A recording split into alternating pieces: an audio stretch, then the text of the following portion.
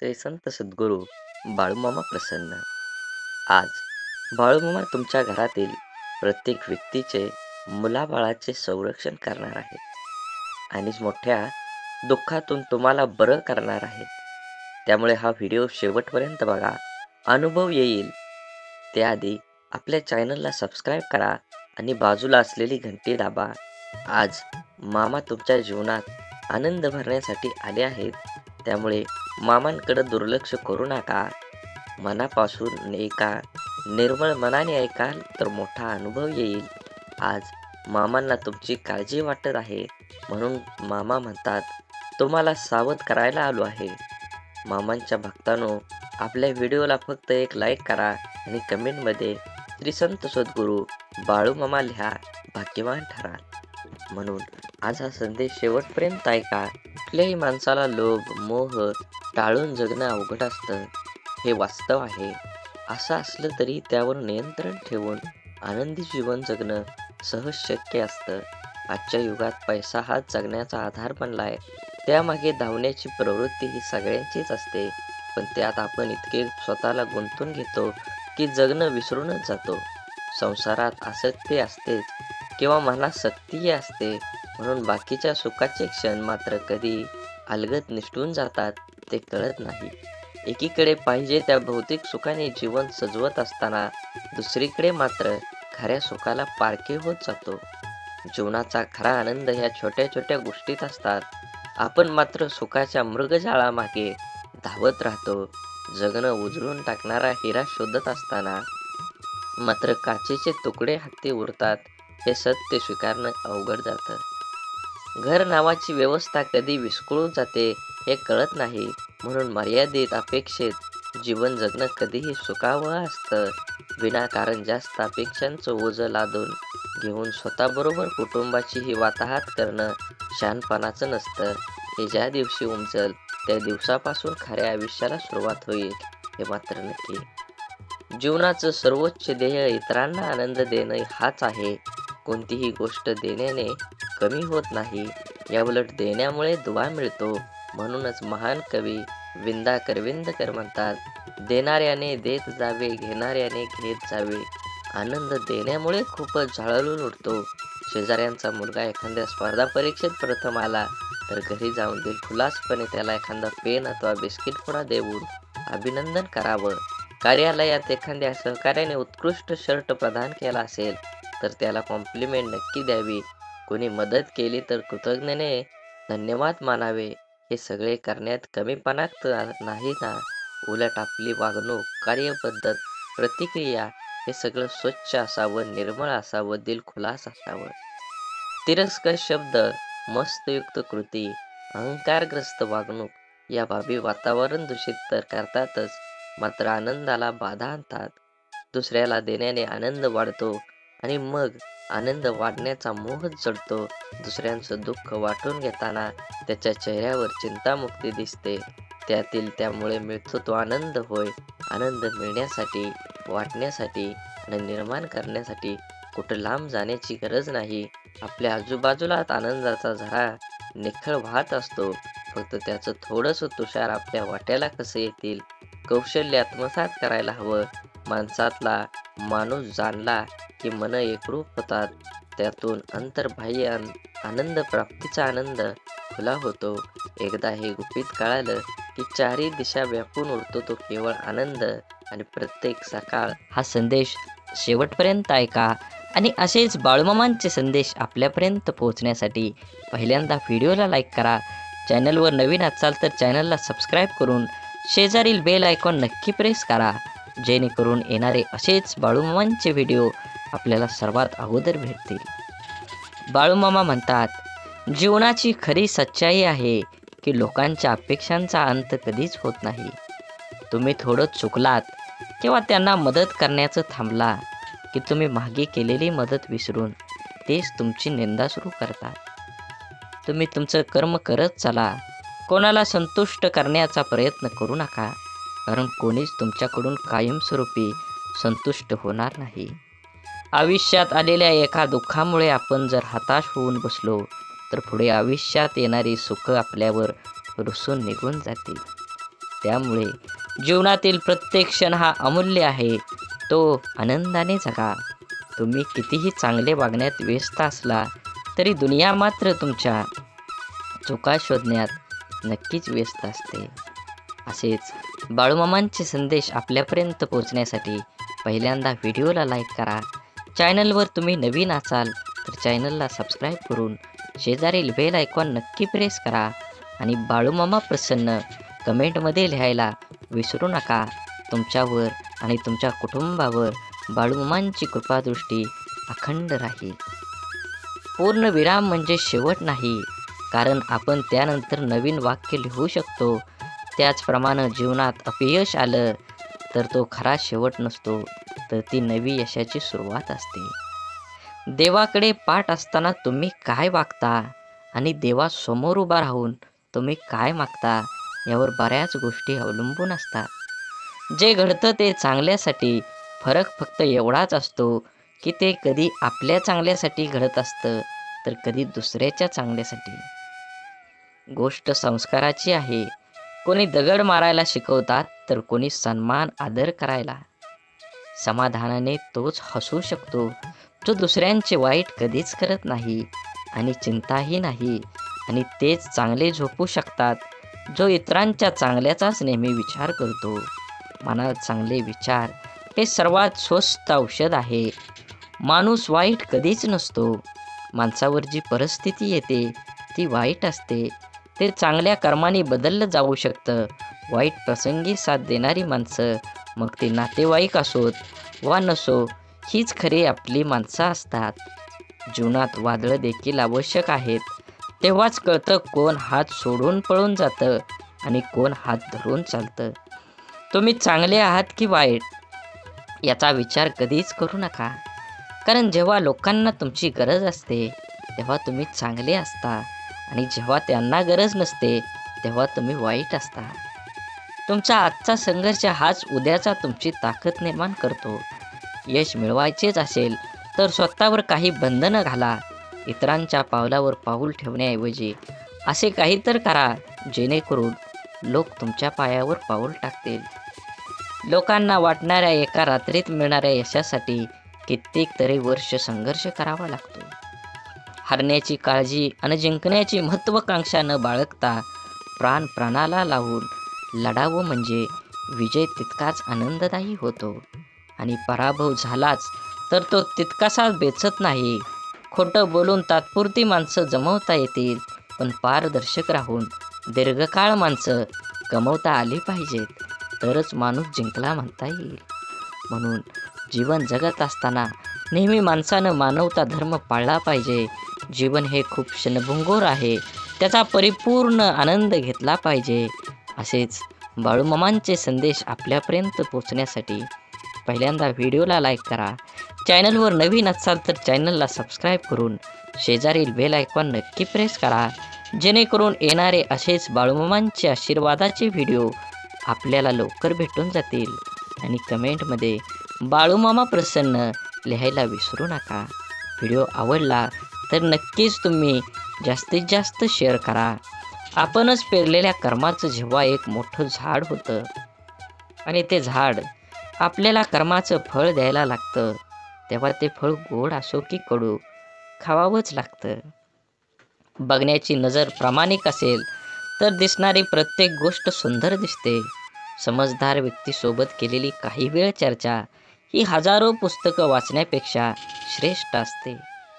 दुःख आणि त्रास ही अशी एक प्रयोगशाळा आहे जिथं तुमच्या क्षमतेची आणि आत्मविश्वासाची परीक्षा घेतली जाते.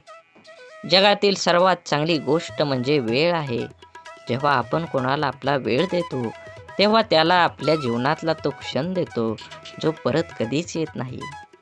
सोबत किती आहेत हे महत्त्वाचं नसतं, पण जितके आहेत ते आपल्या बाबतीत कसे आहेत हे खरंच खूप महत्त्वाचं असतं. देव हा माणसाच्या मनात जेवढा असतो त्यापेक्षा जास्त माणसाच्या कर्मात असतो, आणि आपल्या चांगल्या कर्मातला देव कोणाला दाखवण्याची गरज नाही, तो सर्वांना दिसत असतो. म्हणून मंदिरातला देव एक वेळ टाळला तरी चालेल, पण कर्मातला देव कधीही टाळू नका. सुखासाठी धडपड हवी, पण त्या सुखाला कुठंतरी समाधानाची सीमा असावी. आपलं आयुष्य इतकं छान, सुंदर आणि आनंदी बनवायचं की निराश असलेल्या व्यक्तीला आपल्याला पाहून जगण्याची नवीन उमेद मिळेल. आधार शोधण्याच्या नादात तुमचं मन घाण ठेवू नका, नाहीतर दुःख व्याजासकट तुमचा हिशोब घेतं. इतरांकडून कमीत कमी अपेक्षा आणि स्वतःकडून जास्तीत जास्त तडजोड या दोनच गोष्टी प्रत्येकाचं जीवन आनंदी आणि यशस्वी बनवू शकतात. यशस्वी भरपूर जण असतात, परंतु समाधानी फार कमी असतात. यश हा जरी तुमच्या कर्तृत्वाचा विजय असला, तरीही समाधान हा तुमच्या मनाचा विजय असतो. छापलेली पुस्तकं वाचल्याने खरे ज्ञान मिळत नाही, अनुभवाचे पुस्तक वाचल्याने खरे ज्ञान मिळते. कारण छापलेल्या पुस्तकांचे लेखक अनेक असतात, पण अनुभवाच्या पुस्तकाचे लेखक आपण स्वतः असतो. उंच शिखरावर जरूर चढावं, पण जगाने आपल्याकडे पाहावे म्हणून नाही, तर शिखरावरून आपल्याला जग पाहता यावं म्हणून. समुद्रातील तुफानापेक्षा मनातील वादळं अधिक भयानक असतात. म्हणून मनातल्या गोष्टी जवळच्या व्यक्तींना नक्की सांगा, कारण त्याने मन हलकं तर होईलच, पण लढण्याची ताकद पण येईल. यशस्वी होण्याचे सगळे मंत्र मेहनत या शब्दाने सुरू होतात. आपुलकीच्या माणसांसाठी, ज्याला आईबापाच्या कष्टाची जाणीव असते ना, तो कधीच वाईट मार्गाला जात नाही. दुःखाचे डोंगर तुडवूनच सुखाच्या शोधात जाता येत असतं, पण आपल्या चेहऱ्यावरचा आनंद कोणाकडून वाढवण्यासाठी कोणाकडून सुख उसणं घ्यावं, म्हणूनच जीवनात झालेल्या चुकांवर भर देऊन एकमेकांना दोष देऊन निराशामय वातावरण तयार करण्यापेक्षा झालेल्या चुकांमधून बोध घेऊन मार्गात बदल करून आशादायी वातावरण तयार करणं कधीही चांगलं असतं. साखर अंधारात खाल्ली किंवा प्रकाशात खाल्ली, ती गोड नेहमीच असते. तसंच चांगलं कर्म नकळत जरी केलं, तर त्याचं फळ नेहमी तुम्हाला गोडच मिळणार आहे. सत्य हे पाहणाऱ्याच्या किंवा ऐकणाऱ्याच्या इच्छेनुसार विचार कधीच करत नसतं. ते नेहमी जसं असतं तसंच पुढं येत असतं, अगदी उगवत्या सूर्यासारखं. बुद्धीचा वापर करण्यापेक्षा तुम्ही कधीतरी मनाचा वापर करणारी लोक चांगलीच असतात. कारण बुद्धीचा वापर करणारी आधी स्वतःचा विचार करतात, पण मनाचा वापर करणारी लोक मात्र आधी दुसऱ्यांचा कसं चांगलं होता येईल याचाच विचार करतात. स्वाभिमान जिवंत असलेला माणूस कधीच दुसऱ्यावर अवलंबून नसतो. अहंकाराच्या बंगल्यात कधी जायचं नाही आणि माणुसकीच्या झोपडीत जायला कधी लाजायचं नाही. वाणी, वागणूक आणि विचार हे आपल्या स्वतःचं उत्पादन आहे. आपण जितका उच्च दर्जा राखू, तेवढी उत्तम किंमत आपल्याला मिळणार आहे. प्रत्येक मनुष्याच्या जीवनात जीव लावणारे शब्द आयुष्य घडवतात, तर जिव्हारी लावणारे शब्द आयुष्य बिघडवतात. शब्द, प्रेम, प्रेरणा, यश, नातं तसेच आयुष्यभर आणि आयुष्यानंतरही मनामनात जपणारी भावना देतात. शब्दांचे मोल जपले की आपले आयुष्य अनमोल होतं. दवाखाना कितीही मोठा किंवा चांगला असू द्या साहेब, पण मनावर झालेला घाव कोणत्याही रिपोर्टमध्ये कधीही दिसत नाही. मरण सर्वांना येतच असतं, पण तोपर्यंत जगायचं कसं याचं उत्तर फक्त लढणाऱ्यालाच माहीत असतं. देणारा हा कायम सर्वश्रेष्ठ असतो, मग तो आधाराचा शब्द असो किंवा संकटात दिलेला मदतीचा हात. जीवनात काही प्रसंगी पैशाची नाही, तर आधाराची गरज असते व यावेळी आधार देणारी व्यक्ती सर्वश्रेष्ठ ठरते. सुख कणभर गोष्टीमध्ये लपलेलं असतं, फक्त ते मनभर जगता आलं पाहिजे. आयुष्य हसत खेळत जमलं पाहिजे असं म्हणतात, पण काही खेळणे काही लोक लहानपणीच विसरून जातात आणि हसणं हळूहळू वाढत्या जबाबदाऱ्यामध्ये दबून जातं. निर्णय चुकला तरी हरकत नाही, स्वतःवर विश्वास असला की जीवनाची सुरुवात कुठूनही करता येते. आपल्या हाताने जर कोणतं चांगलं काम झालं, तर तो दिवस खूप चेहऱ्यावर आनंद देऊन जातो. आयुष्यात येणारी प्रत्येक व्यक्ती कळत न कळत काहीतरी शिकवून जाते. काही कसं वागायचं ते शिकवतात, तर काही कसं जगायचं ते शिकवतात. तसेच जीवनात कठीण परिस्थिती सुद्धा एका वॉशिंग मशीन सारखी आहे. जी माणसाला आपल्याला खूप टक्कर मारते, गोल फिरवते आणि पिळते सुद्धा.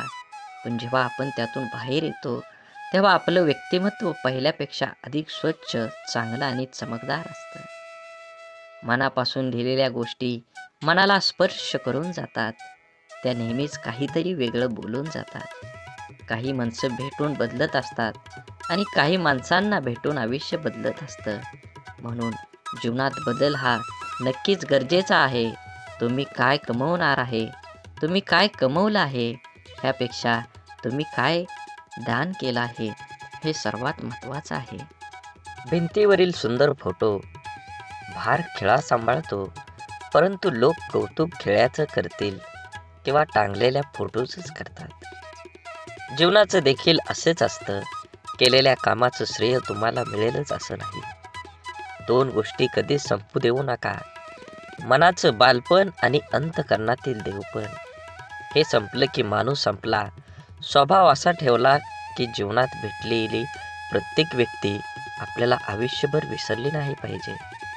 मोबाईलचा वापर दूरदर्शन पाहण्यापेक्षा जास्त घातक आहे.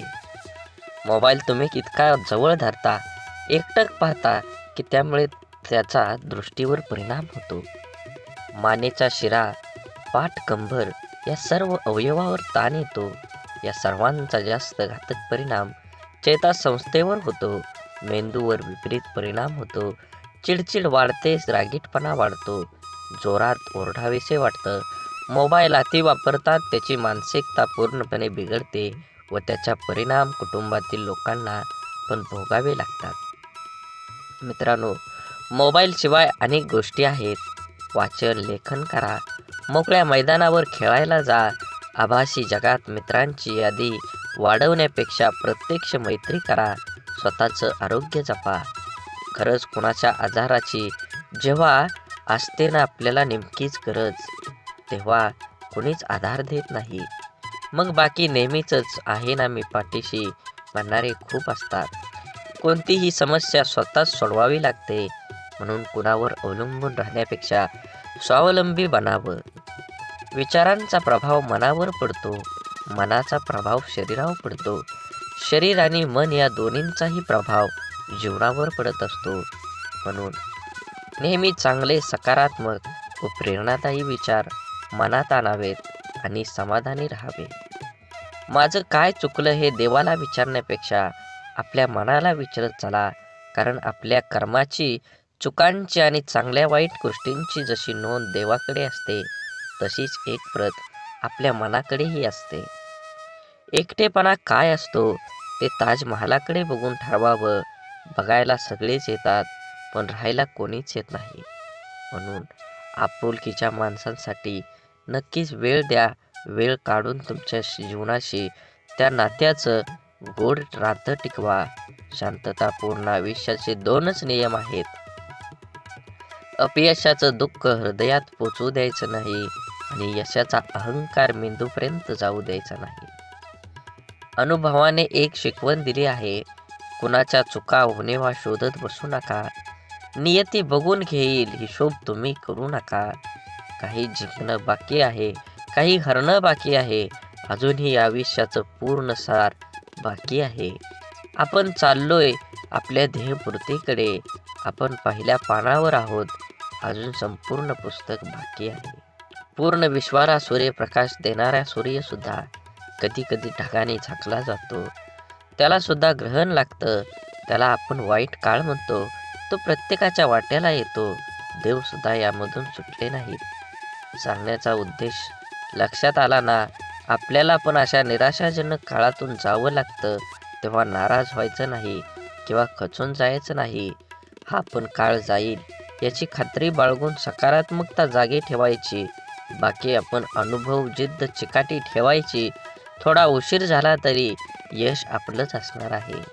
आयुष्य हे आनंदानं जगायचं असेल तर आहे त्या परिस्थितीत समाधानात मानावं लागेल व पुन्हा यापेक्षाही अधिक चांगल्या प्रकारे करता येते. त्यासाठी सकारात्मक प्रयत्न करावे लागतात. रोज सकाळी परमेश्वर या पृथ्वीवर सुखदुःखांची नाणी फेकत असतो. ज्याच्या हाती सुखाची नाणी पडतात तो सुखाचा व्यापार करतो, पण दुःखाची नाणी हाती पडूनही जो सुखाचा व्यापार करतो त्याला जीवन जगणं असं म्हणतात. गेलेल्या क्षणांसाठी झुरत बसण्यापेक्षा येणाऱ्या क्षणांसाठी मनमोकळं हात पुढे करा. कदाचित आयुष्य मागच्यापेक्षाही काहीतरी चांगलं घडवू शकतो. घरात दिवे असूनही निरंजनातून मिळणारा सात्विक प्रकाश हा आपल्याला अधिक प्रसन्न करणारा ठरतो. सहवासातील माणसांचं देखील तसंच असतं. अनुभव घ्यायला लाखो पुस्तकं लागत नाहीत, पण लाखो पुस्तकं लिहायला मात्र अनुभव लागतोच. विचार करण्यासाठी बोलावं लागतं असं नाही, पण बोलण्यासाठी विचार करावा लागतो. काम करण्यासाठी नाव लागतंच असं नाही, पण नाव कमवण्यासाठी मात्र काम करावंच लागतं. जी माणसं अशांत आहेत, सुख तिथं राहत नाही. बुद्धी कितीही चांगली असली तरी नशिबाशिवाय कर्म चांगलं नसेल तर कधीही जिंकता येत नाही. बिरबल बुद्धिमान होता, पण तो राजा होऊ शकला नाही. परिणाम काय होईल याचा विचार नंतर करा, पण जिथे चुकीचं दिसतंय त्याला विरोध करायला शिका. आपण कोणतंही काम करायला लागतो, ते जमतं किंवा जमत नाही, यश येतं किंवा अपयश येतं, स्पर्धा असते तेव्हा विजय का हार, विजय खुश होतात तर हारलेले नाराज. खरे तर दोन्हींनी प्रयत्न केलेला असतं. दोन्ही संघात गुणवत्ता असते, पण जो हारतो तो कुठंतरी कमी पडलेला असतो किंवा काहीतरी चूक झालेली असते. अर्थात पराजय जरी झाला तरी प्रयत्न केलेच असतात.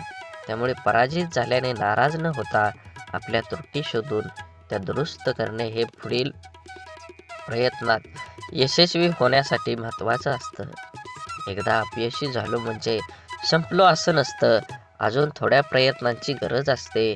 आपल्याला प्रत्येकाला खोटं बोलण्याची लोक गोड वाटतात आणि सत्य व स्पष्ट बोलणारे लोक कडू वाटतात. कारण हा निसर्गाचाच नियम आहे. गोड साखर व्याधी निर्माण करते, तर कडुलिंब हे औषध म्हणून वापरलं जातं. जीवन प्रवास हा कधी सोपा नसतो. तो सोपा आपणच करावा लागतो. कधी स्वतःच्या अंदाजाने तर कधी नजर अंदाजाने. जिथे 2 घास प्रेमाचे खाता येईल अशी पंगत आणि मन मोकळं करता येईल अशी संगत आयुष्यात लाभली तर जगण्यातील रंगत वाढत जाते. नामाने वासनेचे मूळ नाहीसे होते. म्हणून देहानं कर्तव्य करावे, मनाने स्मरणात राहावे, नामात राहावे, यात खरे कल्याण आहे. सर्व करावे पण त्याने सुखी झाले म्हणून नव्हे.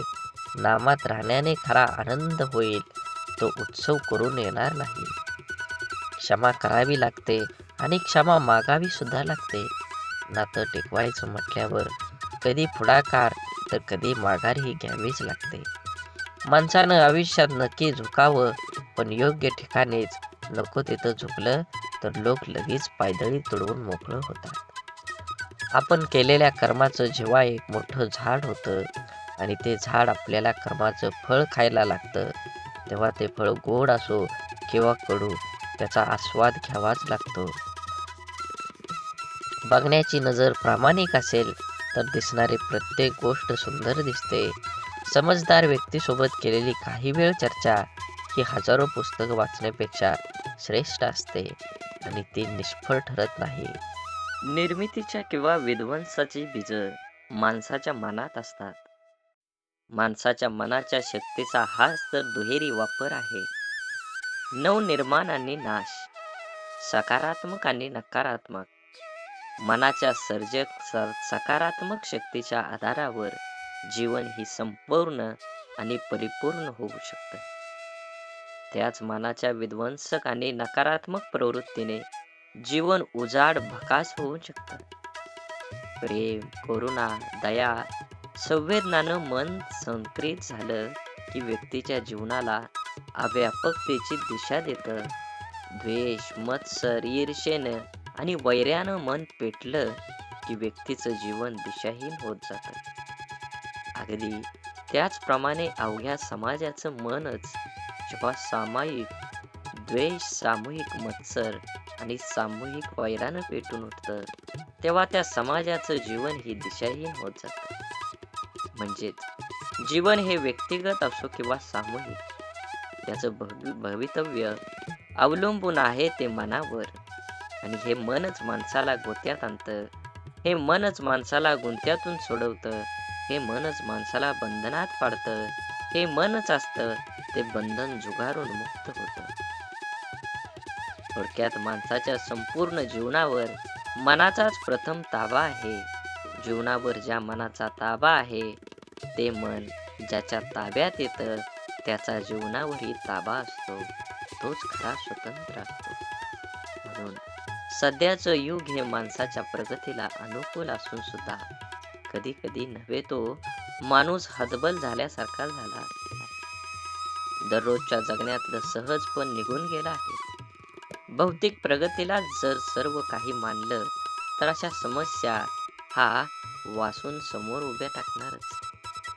स्वार्थांची वर्तुळे विस्तारित जाणं आणि संवेदना हरवून जाणं हे जगण्यातलं माणूसपण संपवून टाकतात.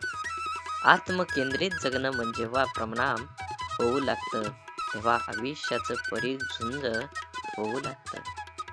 संस्कृती, संस्कार, परोपकार, भावना याचा अर्थ हरवून जातात. हे विश्वची माझे घर ही माऊलीची प्रार्थना अर्थहीन होऊन जाते. सध्या स्वार्थी जगण्याला, दिखाव्याला प्रतिष्ठा प्राप्त होत असल्यामुळे चांगुलपणा अडगळीत पडला आहे. गलिच्छपणाचं जगण्याचं प्रमाण झाल्यामुळं तत्व, विवेक, विचार पालापाचोळ्यासारखं अस्तव्यस्त झाले आहे.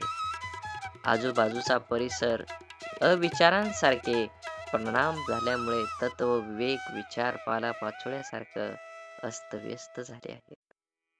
आजूबाजूचा परिसर अविचारांच्या काळजीने काळवंडून लागले की उजेड पोरका होतो. प्रत्येकाला स्वतःभोवती सुखाचा परिमळ सतत दरवळत राहण्याची ओढ लागली असल्यामुळे त्याग, समर्पण, दातृत्व या गोष्टी फक्त सांगण्यापुरत्या उरल्या. मी आणि मीच आणि संकुचित भावना जगल्यात सहजपण लयाला नेतं आहे.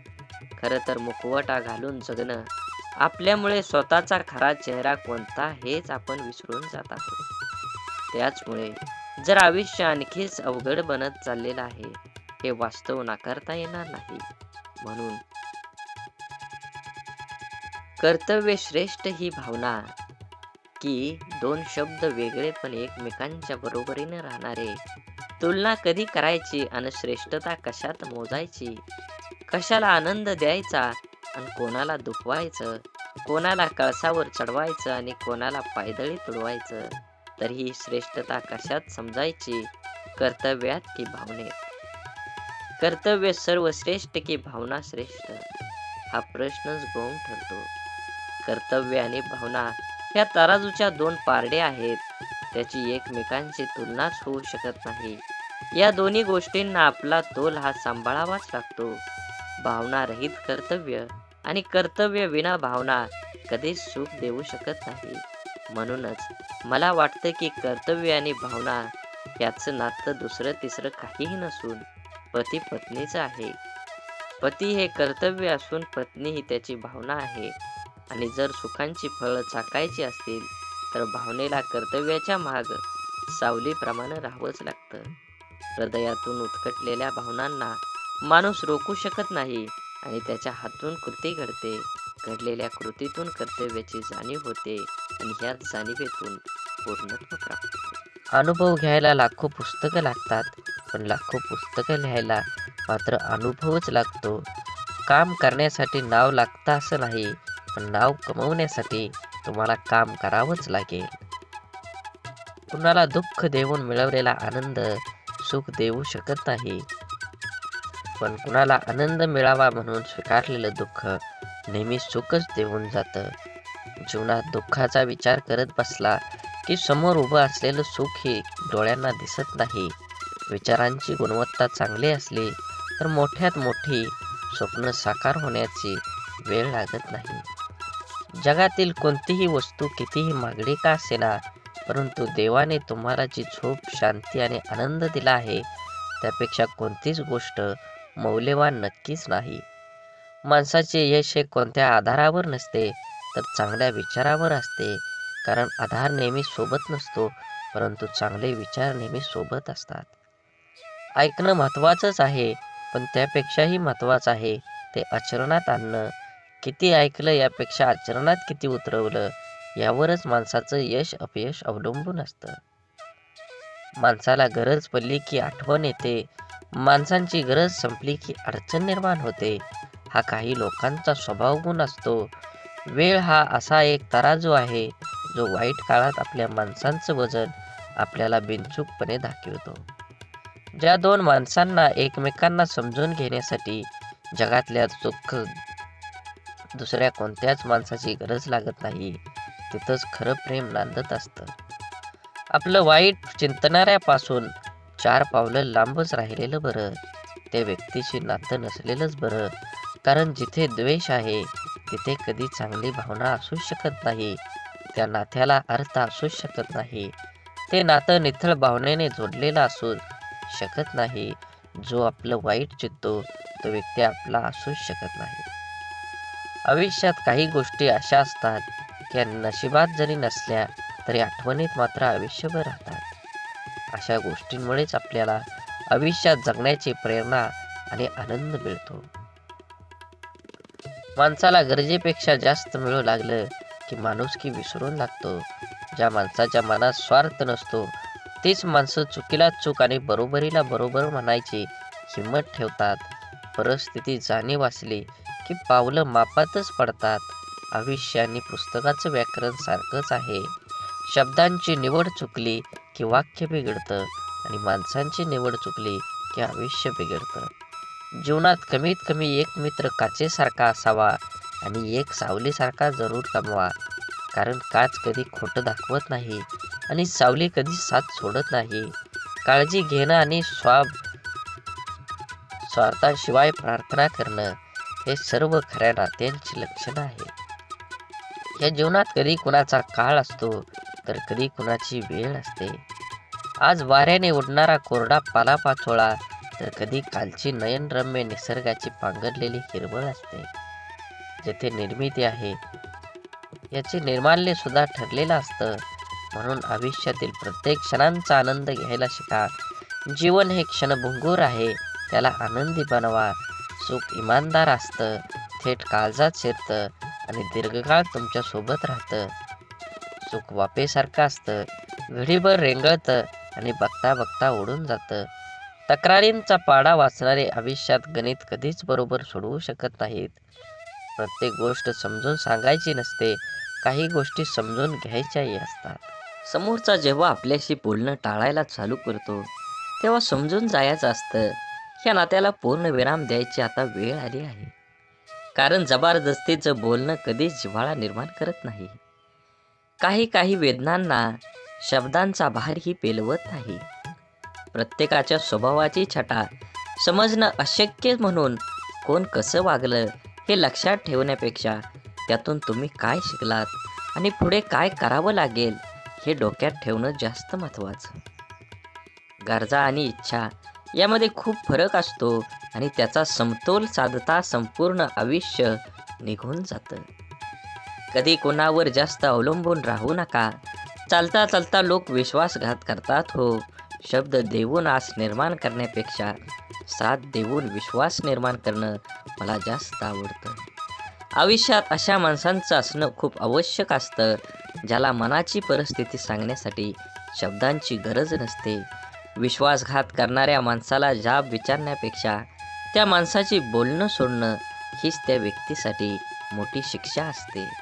माणसाला कधी कधी पाठीमागं लागलेली संकटच पुढं जाण्याचा मार्ग मोकळा करत असतात. माशीच्या काडीला डोकं असतं पण मेंदू नसतो, म्हणून थोड्या घर्षणानं ती पेटून उठते आणि स्वतःच जळते. परंतु आपल्याजवळ तर डोकं आहे आणि मेंदूसुद्धा आहे, मग आपण का लहान सहान गोष्टीने पेटून उठतो? शांत रहा, स्वस्थ रहा, संघर्ष करून पेटवणाऱ्यांपासून सावध रहा. आपण जगण्यासाठी आहोत, जळण्यासाठी नाही. जीवन खूप सुंदर आहे, ते आनंदाने जगा. वाट सर्वांना माहीत असते, पण ध्येय गाठण्याची जिद्द फार कमी जाणत असते. रागात बोललेला एक शब्द एवढा विषारी असतो की प्रेमात बोललेल्या हजारो गोष्टींना एका क्षणात संपवून टाकतो. वादळ निसर्गाचं असो किंवा मनाचं, ते धडकणारच. मनातील कडवटपणाला क्वारंटाईन करून पहा. बरीच नाती व्हेंटिलेटरवर जाण्यापासून वाचतील. शांततेच्या काळात जास्त घाम गाळला तर युद्धाच्या काळात कमी रक्त सांडावं लागतं. जी लोक दुसऱ्यांचं मन दुखवू नये म्हणून नेहमी काळजी घेतात त्यांचंच मन सतत दुखावलं जातं. आयुष्यात सर्व काही ठरलेलं असतं, विधिलिखित मांडलेलं असतं. सूर्याच्या कक्षेबाहेर पृथ्वीला जाता येत नाही. भल्यासाठीच होतं सारं, कळत असूनही कोणाला लगेच पटत नाही. हे जीवन एक गुपित आहे, इथे सर्व काही लपवावंच लागतं. मनात कितीही दुःख असलं तरी जगासमोर हसावंच लागतं. श्रीकृष्ण भगवानाला गीता कोणालाही सांगता आली असती, पण त्यांनी फक्त अर्जुनाला सांगितली. कारण जसा सांगणारा असायला लागतो तसा ऐकणाराही असावा लागतो. तेव्हाच ज्ञानाचा विकास होत असतो. पोटाची भूक गरजाला माणसाला दुनियादारीचे सर्व नियम स्वीकारला भाग पडतात. कर्तृत्वानी जगणं असं असावं, आपल्या असण्याचा प्रभाव आणि नसण्याचा अभाव जाणवला पाहिजे. आनंदाने जगायचा सोपा उपाय, जी माणसं हक्काने आपल्याकडे येतात ती परत जाता कामा नये, आणि जी जातात ते आपल्या लक्षात पण येता कामा नये. अडथळे तर क्षणिक असतात, पण त्या क्षणात खचून न जाता धीराने त्यांना सामोरं जाणं हेच तर आयुष्य आहे. जीवनात जलद गतीने मिळणारे यश अहंकार निर्माण करतात, तर उशिरा मिळणारे यश आपलं व्यक्तिमत्व तयार करतात. परकेपणाच्या दुराव्यावर आपुलकीची फुंकर घातली ना की दुरावलेली नाती जवळ येण्यास वेळ लागत नाही. सोडून दिलेल्या भावना ह्या विरघळलेल्या चॉकलेटसारख्या असतात. फ्रीजमध्ये ठेवल्यानंतरही पुन्हा पहिल्यासारखा आकार घेत नाहीत. काटा जरी काट्याला वागला तरी फुलानं आपलं फुलणं सोडायचं नसतं. जीवनाचे रस्ते खडतर असले तरी रस्ता बदलून का होईना, परंतु चालणं सोडायचं नसतं. एखाद्या अडचणीत माणूस कामाला आला नाही म्हणून एकदा जोडलेलं नातं लगेच तोडायचं नसतं. हीच खरी मैत्री आणि हीच खरी नाती असतात.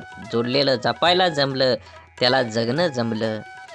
हरवलेल्या वस्तूत ही सापडू शकतात, पण एकच गोष्ट अशी आहे की एकदा हातातून निसटली की कोणत्याही उपायानं पुन्हा मिळू शकत नाही, आणि ती असते आपलं आयुष्य. म्हणून मनसोक्त जगा. आयुष्य क्षणभंगूर आहे. दुरावा कोणतंच नातं संपवत नाही आणि जवळीक कोणतीही नातं घट्ट करत नाही. नात्याची घेतलेली काळजी आणि केलेला सन्मान यामुळेच नातं अधिक मजबूत होतं आणि टिकतं देखील. त्यामुळं नात्याची काळजी घेत राहा. तुमचा आजचा दिवस निरोगी, आनंदी आणि यशस्वी जावो हीच ईश्वराच्या चरणी प्रार्थना. सकाळी प्रथम परमेश्वराचे आभार माना. सायंकाळी दिवस चांगल्या गेल्याबद्दल आभार माना. जेवताना त्याचे आभार माना. झोपताना त्याचे आभार माना. प्रत्येक गोष्टीसाठी कृतज्ञ राहा. प्रार्थना ही ईश्वराबरोबर संवाद साधण्यासाठी, संपर्क करण्यासाठी आहे. हे आयुष्य एकदाच मिळतं, त्यामुळे दुसऱ्यांच्या चुका शोधून तिसऱ्यांना सांगण्यात आपलं आयुष्य व्यर्थ घालवू नका. त्याऐवजी आपल्यातील गुणदोष ओळखून ते सुधारणा आपला वेळ खर्च करा. आपण स्वतःच्या मनाची स्वच्छता करून, साफ मनाने इतरांबद्दल विचार करून, जेणेकरून आपल्यामधील गुणांचा आपल्यातच अंतर्भावात करता येईल. सागराप्रमाणे दुःख असूनही मोत्यासारख्या सुखासाठी होणारी वाटचाल म्हणजे आयुष्य. विहिरीत पाणी सर्व पिकाला सारखेच असतं, तरी पण कारलं कडू, ऊस गोड तर चिंच आंबट होते. हा दोष पाण्याचा नाही तर बीजाचा आहे. तसाच भगवंत सुद्धा सर्वांसाठी सारखाच आहे. दोष मात्र तुमच्या कर्माचा असतो. विचार करण्यात वेळ घालवण्यापेक्षा प्रयत्न करण्यात दिवस घालवा. कारण विचाराने माणूस खचतो आणि प्रयत्नाने प्रगतीच्या मार्गावर पोचतो. आपण एखाद्या मागं पुढं करतो ते फक्त नातं टिकवण्यासाठी आणि समोरच्या त्याचा चांगलाच वापर करून घेतो स्वतःचा अहंकार वाढवण्यासाठी. एखाद्या व्यक्तीच्या हृदयात स्थान मिळवण्यासाठी फक्त विचार छान असून चालत नाही, तर ते विचार कृतीत उतरवण्यासाठी तत्पर राहावं लागतं. जगण्यातील वेदना कमी करायच्या असतील तर 3 गोष्टी शिकल्या पाहिजेत. 1. काहीही आपलं नाही. 2. काहीही आपलं नव्हतं. आणि 3 म्हणजे काहीही आपलं राहणार नाही. अश्रूंशी संघर्ष केल्यानंतर चेहऱ्यावर उमटलेल्या हास्य इतकं सुंदर काहीच नाही. आवड ही माणसाची कधीच बदलत नसते. मग ते तरुणपण असो नाहीतर म्हातारपण असो, बदलण्याला भाग पाडतो तीच आपली परिस्थिती होय. बोला बोला बाळूमामांच्या नावानं चांग भलं. झाडे लावा, झाडे जगवा, माती वाचवा, पाणी वाचवा, सेव्ह अर्थ. आणि मनात मामांबद्दल आणि देवाबद्दल भाव असेल तर नक्कीच चॅनलला सबस्क्राईब करून व्हिडिओला लाईक करा आणि व्हिडिओ जास्तीत जास्त शेअर करून कमेंटमध्ये बाळूमामा प्रसन्न लिहायला विसरू नका. धन्यवाद.